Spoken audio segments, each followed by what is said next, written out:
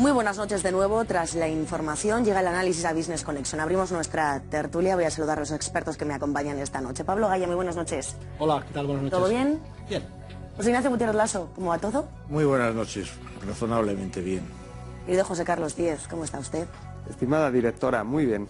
Vamos con ese documento del año, esos presupuestos generales para 2012. El ajuste finalmente será del 27.000 millones entre ingresos y gastos para poder así cumplir con las exigencias de Bruselas y reducir el déficit del 8,5 al 5,3%. Enseguida entramos punto por punto, pero en líneas generales, ¿qué les ha parecido? Cumplir los papeles, ¿no? Al final yo creo que lo que se está haciendo es cumplir los papeles más o menos pactados. Empezó con aquello del 5,8, 5,9, bajamos al 4, subimos al 5,3 y a partir de ahora pues se está ejecutando, ¿no?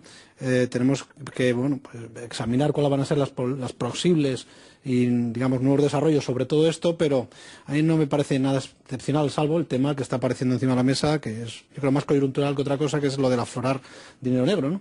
Vamos a ver esto en qué queda, pero no sé, suena como a llamada de atención, o yo no lo interpretaría como una forma de recaudación, sino como una especie de, no sé, de luz que ponen ahí para vender un poco algún tipo de distracción, ¿no? Pero no es lo más llamativo, lo demás es más o menos lo esperado. Son situaciones límites y actuaciones límites también, ¿no? Sí, bueno, quizá esta es un poco la anécdota morbosa de los presupuestos realmente, ¿no? Pero por lo demás son unos presupuestos que son necesariamente, extraordinariamente austeros, y yo creo que son los presupuestos que estaban más o menos pactados. A mí me ha sorprendido un poco, puesto que estábamos ya todos con la idea del 5,8, de repente el 5,3 otra vez es lo que vuelve a figurar, otros el 4 y pico, bueno, pero al final va a ser lo que va a ser. Y a mi modo de ver, claro, pero es que esto pasa con todos los presupuestos. Es decir, el lado de los gastos y los recortes están perfectamente perfilados y se pueden llevar a cabo, quiero decir, cuando se pueden llevar a cabo, es que se llevan a cabo manu militari. Así de sencillo, es decir, con no pagar y con no autorizar el gasto, sencillo. Pero claro, luego la suposición de ingresos es lo que siempre, no digo que falle siempre, pero que es aleatoria. No podemos certificar los ingresos que vamos a tener durante el ejercicio fiscal. Bueno, yo creo que es un presupuesto de circunstancias, tampoco tienes mucho margen de maniobra, te has comprometido a un 5,3, yo no soy sospechoso porque todos los viernes critico aquí a mis colegas europeos y a todo lo que nos toca y esto es lo que te toca padecer. Dicho esto, me cuesta creer que Bruselas trague con este presupuesto, a ver qué dicen, porque una cosa es que te digan que sí al 5,3 y otra cosa es que te complementan y otra que se lo crean. Hay que ver las cifras. El presupuesto está diseñado para cumplir con un objetivo como si los ingresos fiscales no fueran a caer. Es difícil que con el cuadro macroeconómico que ha presentado el Gobierno los ingresos no vayan a caer. El Gobierno ha dicho que el déficit de la Seguridad Social va a ser 0,0, como la Liker, y tiene que explicar cómo, porque con una caída del empleo del 4%, pues ya venía de déficit del año anterior, o sea que entonces los 30.000 millones me temo que son la mitad de lo que tenías que hacer. Tenías que cubrir otro hueco de ingresos. Entonces, yo creo que lo que ha hecho el Gobierno es lo sensato. Me parece que esto podría dejar el déficit público en un 7% o por ahí, más o menos según mis cálculos. Bajar de ahí a mí me parece un absurdo en una recesión. Vamos a ver qué nos toca padecer en Bruselas, que ahora será el siguiente examen, ¿no? Estamos cumpliendo con Bruselas porque decía de Guindos que España va a dejar de ser la preocupación de la Comisión Europea, y a mí lo que me preocupa es cómo se va a quedar España de tocada, ¿no?, después de estos presupuestos. Dependerá cómo evolucionarán los acontecimientos, y luego no todos los países están, digamos, bien. O sea, es que todos van a sufrir y todas las cuentas pueden ir ajustándose a lo largo del año. O sea, esta negociación del 5,3, pues al final tendrá que también ir ajustándose, supongo, y se tendrá que ir admitiendo otro tipo de escenario, porque lo que no parece razonable es que, pues que se ahogue, como decía José Carlos, a la economía, pues, y la terminen matando. Pero es que el tema es que, de cara al futuro, el año que viene, o sea, si van a poner, por ejemplo, el énfasis en las grandes empresas, van a eliminar deducciones sociales y van a hacer que la economía no crezca, no moviendo el IVA para que el consumo se siga manteniendo, pues habrá que ver qué influjo tiene eso y cómo a lo largo del año se va gestionando todo esto. Dependerá mucho de cómo evolucione cómo evolucione la economía y cómo evolucione sobre todo el consumo. Y es, digamos, lo que le está diciendo, entiendo, el gobierno a la sociedad es: cargo las cintas en las grandes, dejo al consumo sin cargas y espero que la gente se vuelva a animar a consumir y lo que pierda por un lado lo ingrese por otro. Pero es que al final, tarde o temprano, tendrán que ser flexibles, digamos, y esto de que a 3 o a 2 años vista, perdón, no a 3, a 2, lleguen a ese 3%, pues quizá, pues si no es 5,3 es 6 o 6,5, pues bueno, a lo mejor lo terminan entendiendo. Y también, no sé, es aventurado. A mí me viene ahora a la cabeza toda la cantidad de dinero que se ha perdido en los últimos tiempos, ¿no? O sea, el tema del plan E, el tema del cheque bebé, el tema de los 400 euros, eso es un pastizal. Es que realmente estamos hablando de, ¿cuánto era el plan E? 11.000 millones. El cheque bebé, todas esas medidas puramente de gasto se fueron por ahí pensando que iban a generar algún tipo de renta y es que realmente se dedicaron a pintar verjas de cementerio, ¿no? Ahora yo creo que lo estamos echando en falta. Pero, vamos, la solución pasa porque el país empieza a funcionar y nos dediquemos a trabajar y nos dediquemos a generar renta, todos. Pero se pone el énfasis, yo creo, sobre todo en el consumo y en los particulares más que en las empresas, de las que se espera sigan apechugando, ¿no? Esa es mi percepción. Es que a los particulares tampoco les puedes apretar más las tuercas, ¿no? Nos va a subir a partir de ya la luz y el gas, ha subido el IRPF, sí, bueno, en fin. Sí, eso está ya, o sea, está ya y está más o menos previsto. Y incluso el ministro Soria dijo que bueno, que había hecho lo mejor que podía para no incidir excesivamente en los bolsillos domésticos de las familias, ¿no? Esto va a ser un 50-50, ¿no? Hombre, vamos a ver, entre un 7, un 9%, un 7%, bueno, pues es relativamente admisible, sobre todo de donde veníamos.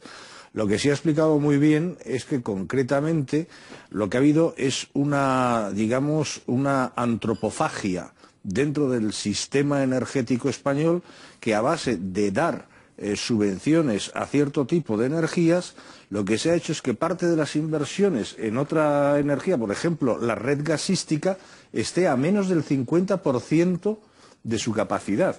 ¿Por qué? Pues porque simplemente el gas ha circulado mucho menos que todas esas energías que sí nos han costado un dinero tremendo y que efectivamente son un poco, no digo todo, pero significativamente han contribuido al déficit tarifario.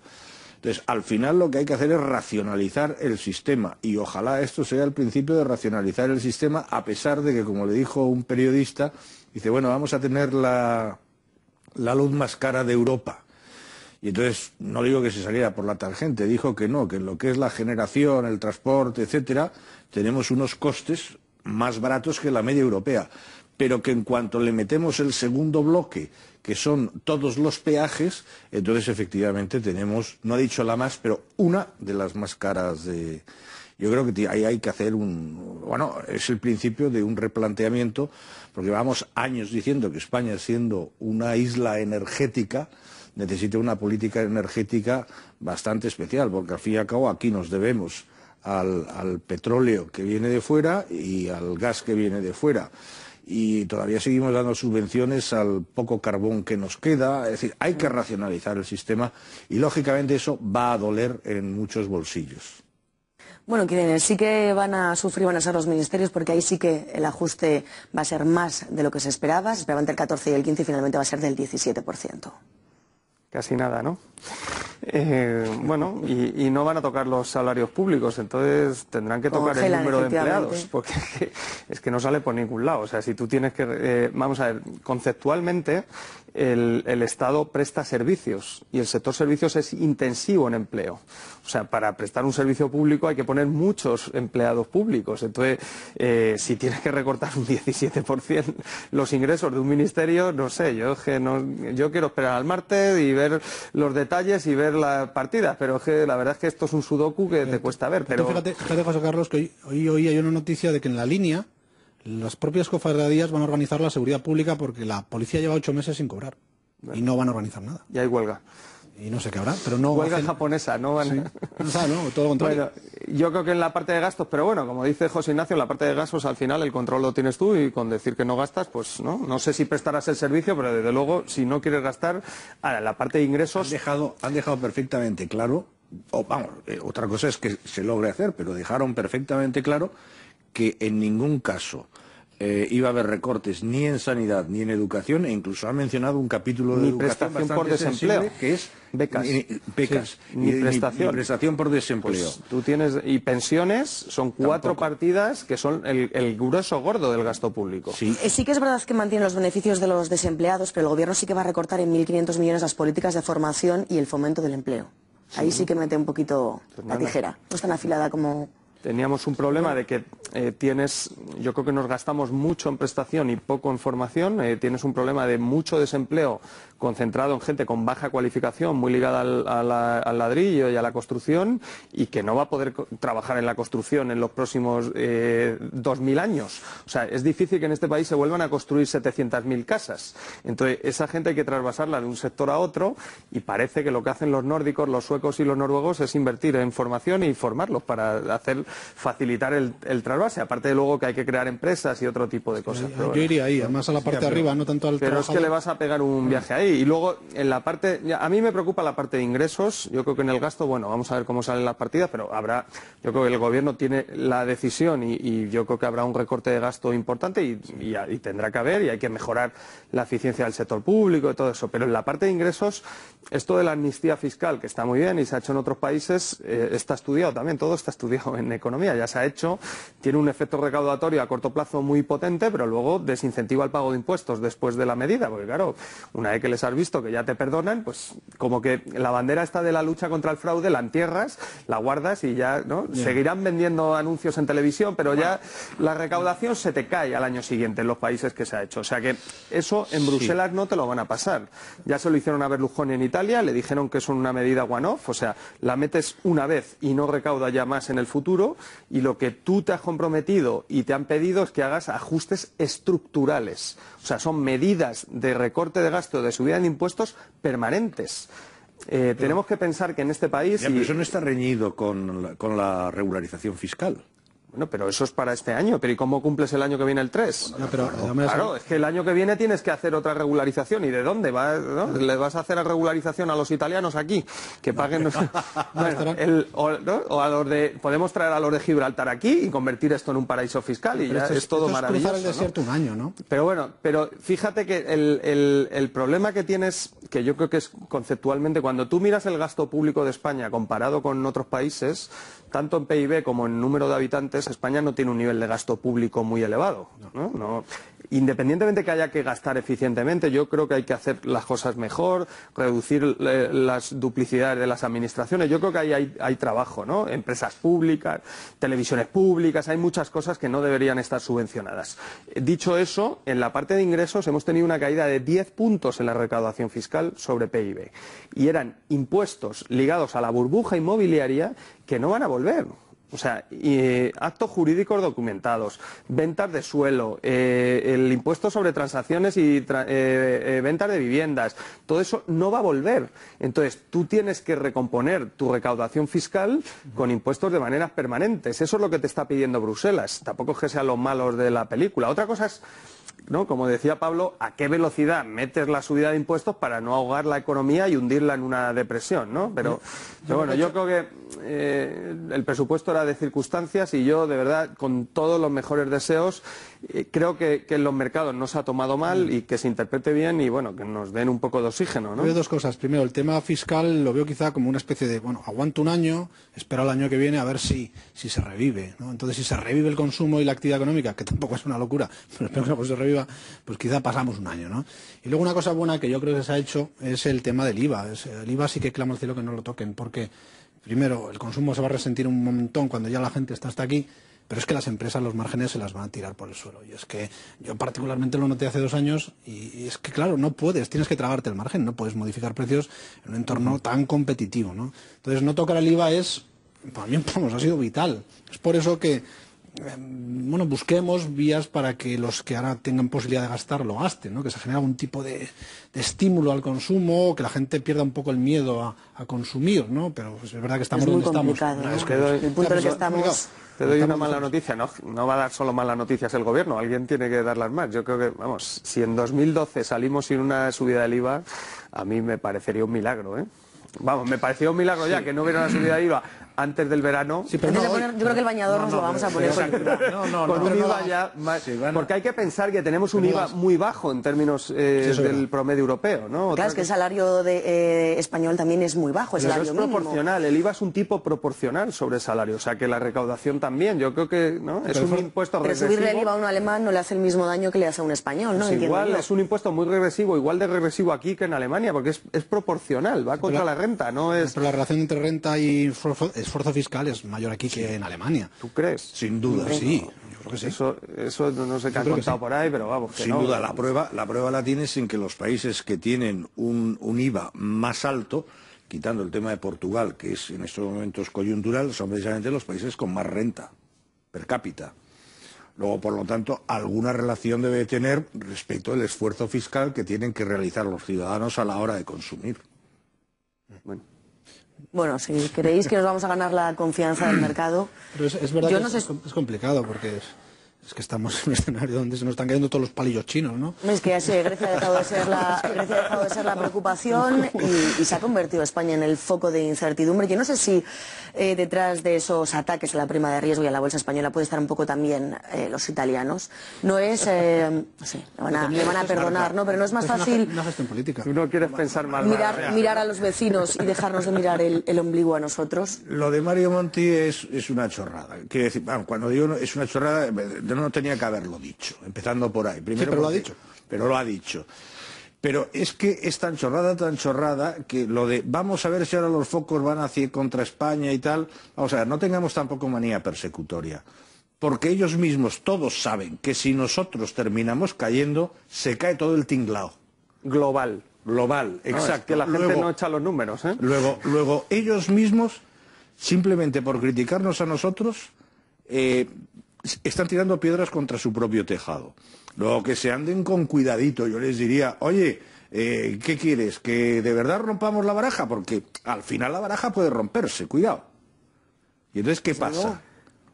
Ese escenario, oye, mira, estate calladito y ayúdame.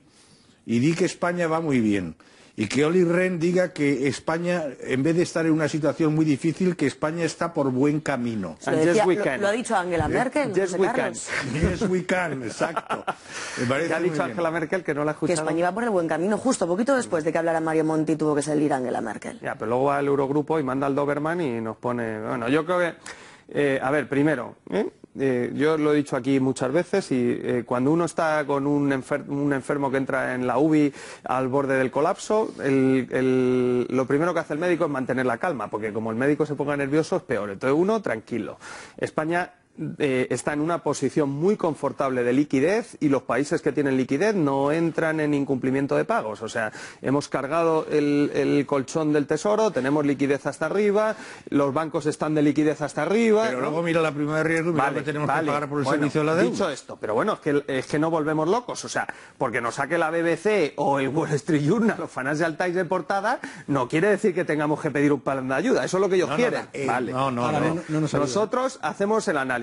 El Tesoro Público español tiene mucha liquidez y puede seguir emitiendo deuda y se ha visto en momentos, no es la primera vez en los últimos 2 años que estamos en una situación de tensión. Entonces, vamos a mantener la calma, ¿eh? No estamos. Segundo, este rollo de los italianos, que es verdad, ¿no? Hasta hace 10 años nos cogían el aceite a granel y lo vendían por botellas en Nueva York y decían que era suyo, o sea que, ¿no? Y el jamón, vamos. Por botellas no, por botellines. Por botellines a precio de litro. Vale, o sea que son muy hábiles en la venta y tal. El sorpaso es mentira. Están emitiendo bonos a corto plazo hasta plazos del 5 años por encima de la deuda pública española. ¿Qué está haciendo el Tesoro Público? Que lo he contado aquí con muy mal criterio. Está colocando muchas letras del Tesoro a corto plazo porque es donde tiene la presión de demanda. El inversor de fondo de inversión quiere comprar activos a corto plazo y el Tesoro está emitiendo a corto plazo. El año que viene tiene que renovar todo lo que le vence de largo plazo más esto que está emitiendo a corto plazo. plazo. Yo creo que el Tesoro Público español lo está haciendo bien y lo ha hecho muy bien desde el año 2009, está emitiendo a largo plazo y al sacar papel en el 10 años presiona sobre la prima más que el italiano. Pero eso es coyuntural. Italia está peor que nosotros, ¿eh? Y es evidente, todas las semanas, bueno, ¿no? Puedes ir o al mercado de deuda pública global o a las Barranquillas en Madrid, es igual, los dos son drogodependientes. Italia tiene que salir a emitir porque tiene muchas necesidades de financiación diarias, ¿no? Y cuando uno está drogodependiente, pues le ponen y coge lo que pille en el mercado. Entonces, es verdad que ha pasado el momento más crítico, que era febrero y marzo, pero bueno, ya llegarán momentos más críticos, o sea que no. Segundo, yo creo que el análisis que tiene que hacer España es el que ha hecho José Ignacio. Nosotros somos un evento sistémico global, ¿eh? Nosotros no somos un país pequeño, somos un país muy grande, ¿no? Entonces, ¿cuál es el problema de España? Pues que necesita tiempo para digerir una burbuja inmobiliaria brutal, ¿no? Y eso tiene un tiempo, y para digerir una segunda recesión que no estaba en los mapas, que esto nadie lo preveía en julio del año pasado, ¿no? Y estamos en recesión, ¿vale? ¿Qué pasa? Pues que el mercado no te da tiempo, ¿no? Y Bruselas tampoco te da tiempo y nadie te vende tiempo, pero es que, claro, a lo mejor, ¿no? Yo lo he dicho aquí, pero a lo mejor quieren cambiar las leyes de la gravitación universal y la termodinámica, pero las cosas tienen unas dinámicas. No se puede reducir 3,5 puntos de déficit público en una recesión, no lo ha hecho nadie, ¿eh? O sea, esto es así. Hubo un periodista holandés que preguntó, dice, bueno, tenemos una frase acuñada en los países del norte de Europa, que lo dijo en holandés, que yo no entiendo, y dice que viene a decir poco más o menos que si se hacen unas políticas de ajuste extraordinarias, lo que se hace es que se mata al enfermo, porque ya se muere y no vuelve a crecer. Y entonces Montoro le replicó, o fue Soraya, ya no me acuerdo, le replicó que, bueno, que precisamente por eso de lo que estaban tratando es de no tomar ninguna medida presupuestaria que pudiera influir en un escenario de que de repente el país empezara a consumir y a crecer. Es decir, que no querían cercenar las posibilidades, lo cual no quiere decir que es que se vaya a crecer a corto plazo, pero que no querían cercenar con las medidas presupuestarias nada de eso. Y que, por lo tanto, los ajustes, se ha ido por una vía de ajuste que en ningún caso comprometería un escenario de iniciación del crecimiento, cosa que habrá que ver en su momento. Claro, el recorte del gasto del 17, vamos, no sé. Ya. Vamos, tú me contarás cómo va a crecer esto. Aquí, vamos, también es que estábamos con la yugular saliendo la sangre hasta, vamos, hace 3 o 4 meses, o sea que también habrá que tener en cuenta esto, ¿no? Y luego decir también que se han hecho unas cuantas reformas. O sea, es que el gobierno entró en diciembre y se han hecho reformas bastante importantes. Yo añadiría un elemento más, y es el elemento político y de riesgo país. Y es que nos ha pasado mucha factura lo de Andalucía. Yo creo que realmente es cuando ha pegado un brinco la prima de riesgo, con la incertidumbre que ha generado Andalucía. Y ha generado que el gobierno no se siente tan sólido como parecía, ¿no? Está lo de Asturias, que es menor, pero bueno, es también importante, ¿no? Es que entonces, y hay un elemento... no sé qué piden, una dictadura. Claro. Es que es todo esquizofrénico, ¿no? Lo que están exigiendo, el mercado lo que exige asusta. Esquizofrenia, ¿no? Lo ha dicho Rubini hoy. También lo dijo Blanchard, el economista jefe del FMI. Lo que exige es una unidad de criterio. O sea, si realmente no tenemos claro hacia dónde vamos, o hay mucho malestar social, porque realmente el país no está en la misma onda, pues eso también se paga, ¿no? Y al final, pues señores, no sé, hay un elemento que me preocupa, por ejemplo, entre comillas muy grandes, ¿no? Y es el uso de la bandera republicana en las manifestaciones de la izquierda. Esto es una nota al margen. Ya, pero perdón un momento, porque es que yo siempre hago la misma aclaración. Es que entonces no es la bandera republicana, es la bandera de la Segunda República. La Primera República, la federal, la de 1870, no cambió la bandera. Y era, por lo tanto, también republicana, pero era la bandera que tenemos actualmente. O sea, esa es la bandera de la Segunda República, que representa los valores de la Segunda República, no los de la Primera República, la federal. Concretamente, además, con 2 presidentes catalanes, sí. Figueres y Pimargal. No, pues, yo creo y que don Emilio Castelar, que ahí tenemos aquí cerca del estudio... La glorieta. Hecha por suscripción pública, además, una inmensa estatua a un presidente de la Primera República. Entonces, la bandera de la Segunda República. Pues he hecho la mención de que es la Segunda República. Ahí se está jugando un caldo de cultivo extraño, ¿no? Porque se vincula a izquierda bandera republicana y unas políticas, bueno, el otro día digamos, Izquierda Unida lo mencionó, ¿no? Que iba a buscar una república federal como uno de los objetivos prioritarios y una banca pública y objetivos, bajo mi modesto punto de vista, pues trasnochados. Entonces, esto yo creo que penaliza, o sea, penaliza porque si realmente no tenemos ni claro cuál es la estructura del país y queremos echar al rey y cortar la cabeza al príncipe, pues parece una cosa muy al margen, pero a mí no me parece tan al margen, porque toda la sociedad que viene desde abajo, la gente joven, está muy vinculada a las ideas de la Segunda República y nadie defiende al rey. Esa es la sensación que yo tengo. Entonces, a mí eso me da un poquito de repelús, no sé. Yo creo que, vamos a ver, si a estas alturas volvemos a estar hablando de la forma del Estado, por decirlo algo, teniendo en cuenta que tanto monarquía o república, por el mero hecho de ser parlamentarias, la figura republicana o la figura monárquica no son más que simples adornos en la cúpula del Estado. Pero así de sencillo. Porque funciona el país funciona a través de elecciones generales, de partidos, de parlamentos, bicamerales, unicamerales, depende de los países. Luego, perder el tiempo en estos momentos en hablar de restaurar o instaurar, o lo que sea. Parte de la izquierda piensa eso, ¿eh? Ya, pero es que, perdóname, pero es que creo que se ha visto con la última huelga general, no general, sino como decía Gallego y Rey en huelga sargento, vamos, porque fue lo que fue. Pero vamos a ver, es que tenemos una izquierda todavía heredera de ciertas ideas del siglo XIX, así de sencillo, y de experiencias del siglo XIX. ¿Y a usted qué le preocupa? Yo es que de política cada día me entero de menos, ¿no? Y sé poco, pero que no entiendo nada. Pero yo creo que la prima de riesgo no tiene nada que ver con Andalucía. La semana antes de las elecciones tocó 360 y antes de las elecciones tocó 60 puntos básicos con Italia. Desde Andalucía aquí hemos cerrado la prima de riesgo con Italia. Yo creo que España tiene que mirar a Italia, es su prima de riesgo y es donde estás marcando ahora el riesgo país. Porque si vas y se deteriora la prima italiana es que le están dando a los periféricos, no le están dando a España. Entonces, yo no creo que pase eso. Yo no he visto en ningún medio internacional una bandera republicana, ni nadie ha hablado de lo que ha pasado con Izquierda Unida, ni que está pidiendo banca pública.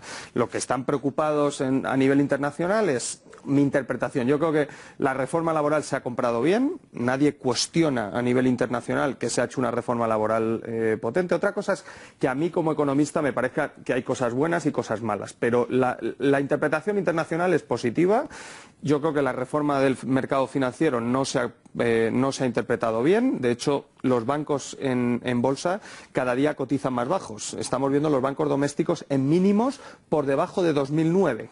O sea, se están llevando por delante el IBEX 35 vale, por su ponderación. O sea que sí, eso no se ha interpretado bien y luego lo que desde luego no se ha interpretado bien es el presupuesto, tanto desde que se aflora el déficit del 8% sin presentar un plan, como cuando se presenta el plan no se negocia con Bruselas, se presenta, no se presenta y todo este juego pues ha tenido un impacto bastante negativo. Entonces, ahora con la presentación del presupuesto en el Congreso y el debate presupuestario, yo creo que ahí, ¿no?, vamos a ver, y como dice José Ignacio siempre, el mercado no es una encuesta, es un registro, es gente que compra y vende activos. Y si con el presupuesto cierra la prima de riesgo y suben los bancos y la bolsa española y cierra el spread con las bolsas europeas, ha funcionado. Si no cierra, pues tenemos que empezar a preocuparnos, porque no es el primer infarto que sufre la economía española desde fuga de capitales. Hoy hemos conocido los datos de cuenta financiera en enero, han salido 10.000 millones de euros de inversores no residentes de España. 10.000 millones de euros. Es una barbaridad. Entonces, ¿qué significa eso? Pues que hay desconfianza sobre el país. Hay expectativas. No es la primera vez que salen, por lo tanto, tampoco mantengamos la calma. Hay que estar preocupados, pero sin ponerse histéricos, ¿no? ¿Qué ha pasado en los últimos 2 años? Cuando ha habido momentos de tensión y fuga de capitales, se han tomado medidas de política económica. No olvidemos que el gobierno anterior bajó el sueldo a los funcionarios, congeló las pensiones, recortó un 5% el empleo público, o sea que subió el IVA, o sea que ha habido medidas importantes. Se hizo un saneamiento bancario también, con estrés test, se hicieron fusiones bancarias. Siempre que se tomaban medidas, el enfermo reaccionaba y los flujos de capitales que habían salido volvían otra vez. Yo lo que quiero ver es que los flujos vuelvan, Y de momento el infarto está siendo mucho más prolongado y más intenso que los 2 anteriores. El tercero dicen que es el peor, que suele ser muy malo, y los flujos no vuelven. Entonces, yo creo que nosotros lo que nos tenemos que preocupar es que los flujos vengan. Nos podían echar una manita desde Europa, yo creo que vamos todos juntos en esto, pero bueno, el Estado de la Unión lo ha demostrado Monti el fin de semana cuando dijo, ¿no? Bueno, esto es, uno está ahí, ¿no? Lo van a comer los lobos, entonces les tiro más carne a los lobos y yo me voy corriendo a ver si me libro, ¿no? Que nos tenemos que ir nosotros corriendo. Señores, muchísimas gracias José Carlos Díez, José Ignacio Gutiérrez Lasso, Pablo Gaya, muchísimas gracias a los tres por acompañarnos esta noche. Hacemos una pequeñita pausa, tenemos que actualizar la información y enseguida estamos de vuelta.